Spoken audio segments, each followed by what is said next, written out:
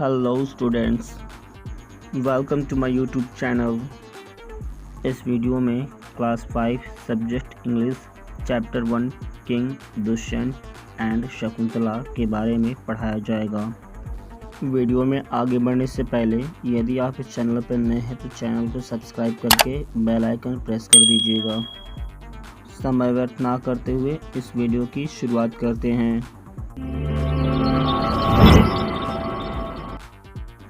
Dushyant, the king of Puru dynasty, ruled Hastinapur. Hastinapur पर पुरु वंश के राजा दुष्यंत का शासन था। He was a proficient administrator and a just ruler. वह एक कुशल प्रशासक और एक न्यायप्रिय राजा था। विदूषका, his friend, was always by his side. विदूषक उसका दोस्त हमेशा उसके साथ रहता था।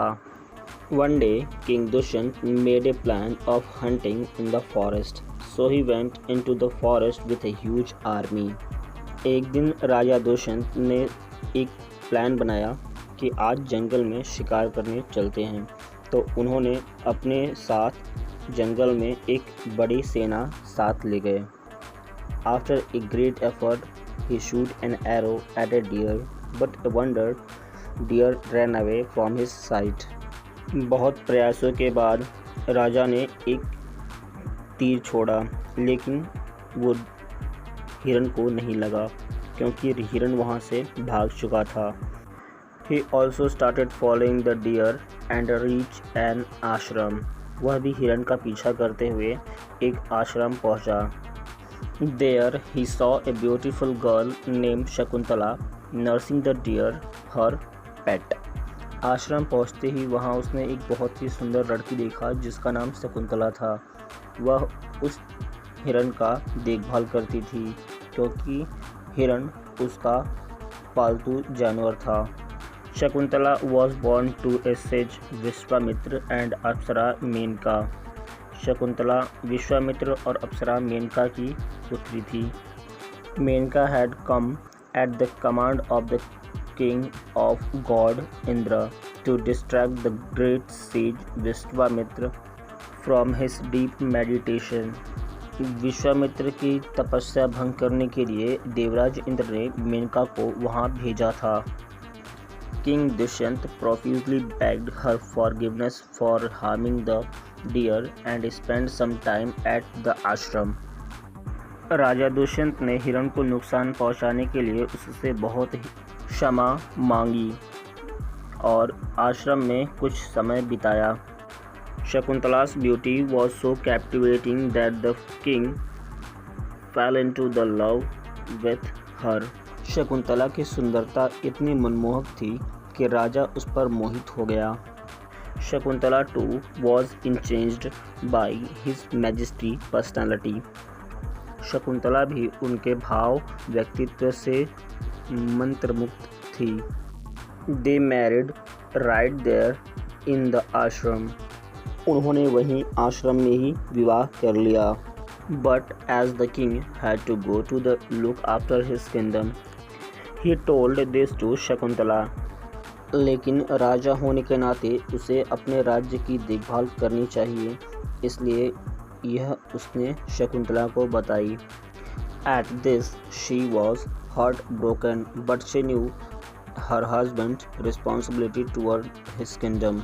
इतना सुनते ही शकुंतला का दिल टूट गया, लेकिन वह जानती थी कि राज्य की रक्षा करने के लिए उसके पति को जाना होगा। The day of his departure arrived. उसके जाने का दिन आ गया। Shakuntala was in utter agony. Shakuntala अत्यंत पीड़ा में थी। Dushyant was also emotionally disturbed. Dushyant भी भावात्मक रूप से परेशान था। When Dushyant left Shakuntala, he gave Shakuntala a royal ring as the sign of their love, promising her that he would return to her soon. जब दुष्यंत शकुंतला को छोड़कर जा रहा था तो शकुंतला को दुष्यंत ने एक शाही अंगूठी दी थी जो उनके प्यार की निशानी थी और जाते वक्त उसने उससे वादा किया था कि मैं लौटकर जल्द ही वापस आऊँगा। Shakuntala was so distraught by the Dushyant separation. Shakuntala Dushyant के वियोग में बहुत ही दुखी थी.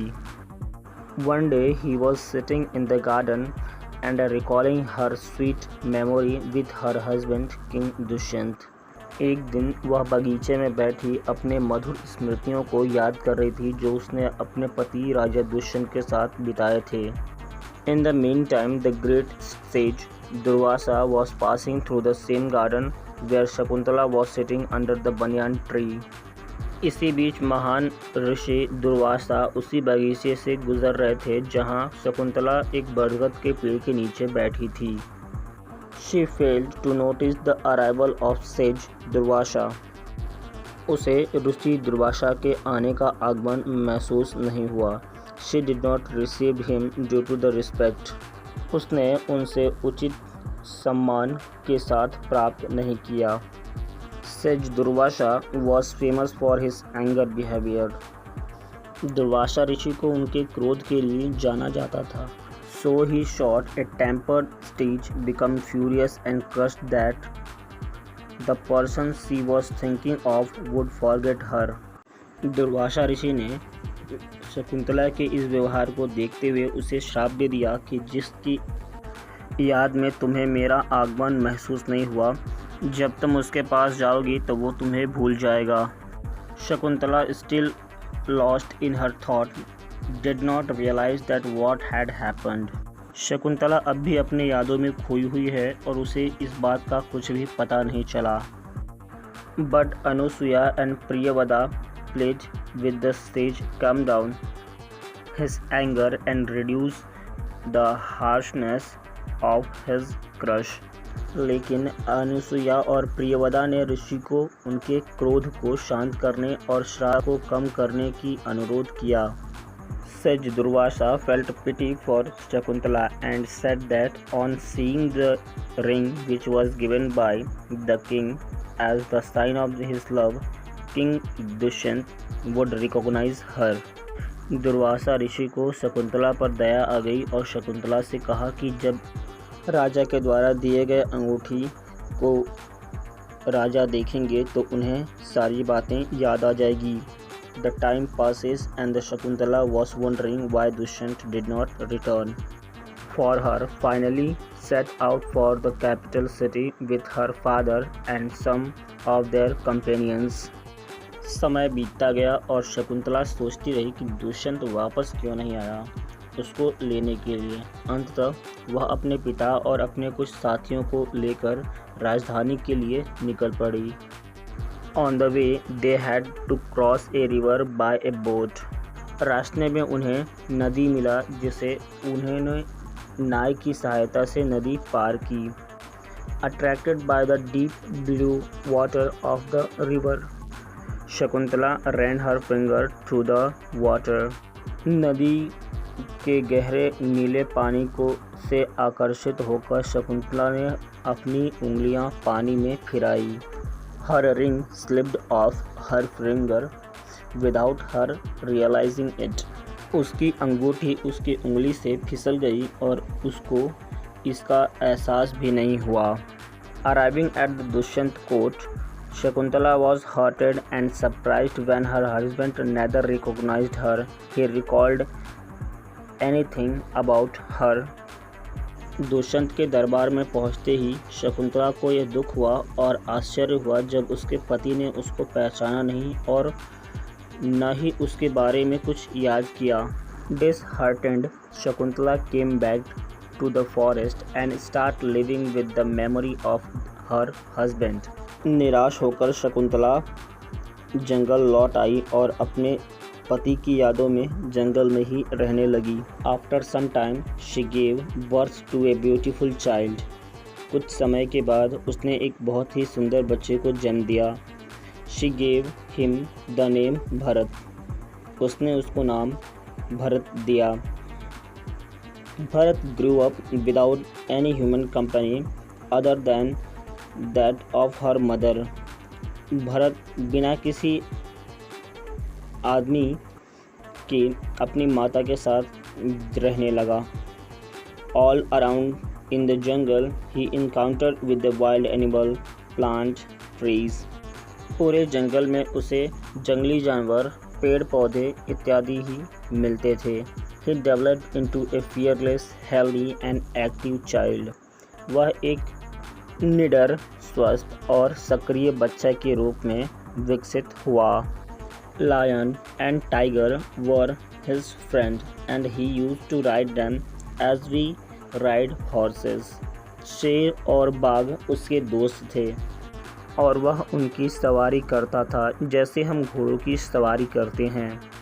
The mother taught him as a prince should he to be taught skills in archery and use of other weapons, as also acquired with him with sculptures, Vedas and Upanishads. उसने अपनी माँ से धनुर्विद्या तथा अन्य अस्त्र शस्त्रों का प्रयोग की शिक्षा ली, जैसे ही एक राजकुमार को सीखना चाहिए। साथ ही उन्होंने वेदों और उपनिषदों से भी परिचित कराया। Bharat soon grew up as a handsome, intelligent and fearless youth. Bharat जल्द ही सुंदर, बुद्धिमान और निडर युवा बन गया। Meanwhile, a fisherman was astounded to find a royal ring in the belly of the fish he had caught. इस बीच एक मछुआरा को आश्चर्य में रह गया कि उसके द्वारा पकड़ी गई एक मछली के पेट में एक शाही अंगूठी कैसे आई। Recognizing the royal seal, he took the ring to the palace. जैसे ही उसे पता लगा कि यह एक शाही सील है, इसने अंगूठी को राजमहल में ले गया। On perceiving the ring, King Dushyant remembered Shakuntala and their marriage. अंगूठी को देखते ही राजा दुष्यंत को शकुंतला और उनके शादी के बारे में तत्काल पता चल गया। He immediately sent a troop of his hermitage of the sage Kanva. तत्काल ही राजा ने सेना की एक टुकड़ी को ऋषि कान्वा के आश्रम भेजा। He also joined them. सेना की टुकड़ी के साथ राजा भी साथ गए। Arriving at Shakuntala's father's ashram, Dushyant found that she was no longer there. Shakuntala के पिता के आश्रम पहुंचकर दुष्यंत को पता चला कि वहां तो वो लंबे समय से नहीं रहती है। He continued deeper to the forest and found his wife and came upon a surprising secret in the forest. A youth boy had opened the mouth of the lion and he was busy in counting his teeth. Dushyant was surprised to see a courageous boy. घने जंगल में उसने अपनी पत्नी और को ढूंढने की कोशिश की तो उसने आश्चर्यजनक एक घटना जंगल में देखा। उसने देखा कि एक युवा शेर की मुंह को खोलकर उसके दांतों को गिनने में व्यस्त था। दुष्यंत वह साहसी बच्चे को देखकर आश्चर्यचकित रह गया। He approached him and asked his name. वह उसके पास गया और उससे उसका नाम पूछा। He politely replied that he was the son of King Dushyant and Shakuntala and his name was Bharat. उसने मधुरता से जवाब दिया कि वह राजा दुष्यंत और शकुंतला का बेटा है जिसका नाम भरत है। Dushyant was delighted to know that his son was so brave. Dushyant को यह जानकर बहुत ही प्रसन्नता हुई कि उसका बेटा कितना बहादुर है। He entered the hermitage and greeting the sage. उन्होंने आश्रम में प्रवेश किया और ऋषि को अभिवादन किया। After blessing him, Sage Kanwa handed over Shakuntala to him. Rishi Canva ने आशीर्वाद देकर शकुंतला को उन्हें सौंप दिया। Sage Kanwa then explained why Dushyant forgot Shakuntala. Rishi Canva ने बताया कि क्यों दुष्यंत शकुंतला को भूल गए थे। Later, Bharat became the king of the ancient India. बाद में भरत प्राचीन भारत के राजा बने। His rule extended over vast area almost over the India. उसका शासन विशाल क्षेत्र लगभग संपूर्ण भारत तक फैला हुआ था। Righteousness and justice prevailed everywhere. सर्वत्र न्याय और धर्म का बोलबाला था. There was no want, no misery, no any disease in his kingdom. उसके राज्य में ना तो कोई अभाव था, ना कोई दुख था और ना ही कोई बीमारी थी. इसके बाद हम वर्ड मीनिंग को पढ़ेंगे. डायनेस्टी यानी शाही परिवार. हंटिंग यानी शिकार करना. प्रोफिसली यानी बहुत ही अमीर. डिपार्चर विदा लेना. नर्सिंग देखभाल करना. मैजिस्ट्रेट यानी शाही. शॉर्ट टेम्पर्ड यानी छोटी छोटी बातों पर गुस्सा करने की आदत. क्रस्ड यानी श्राप. रिकॉल्ड यानी याद आना. एक्वेंटेड यानी परिचित. एनकाउंटर्ड यानी मुलाकात. परसीविंग यानी देखकर पता चलना. प्रोफिशेंट यानी अनुभवी. एगोनी यानी दुख. हार्शनेस यानी कठोर. एक्सटेंडेड यानी विस्तृत या फैला हुआ. यहाँ पर ये चैप्टर ख़त्म हुआ. वीडियो को लास्ट तक देखने के लिए धन्यवाद.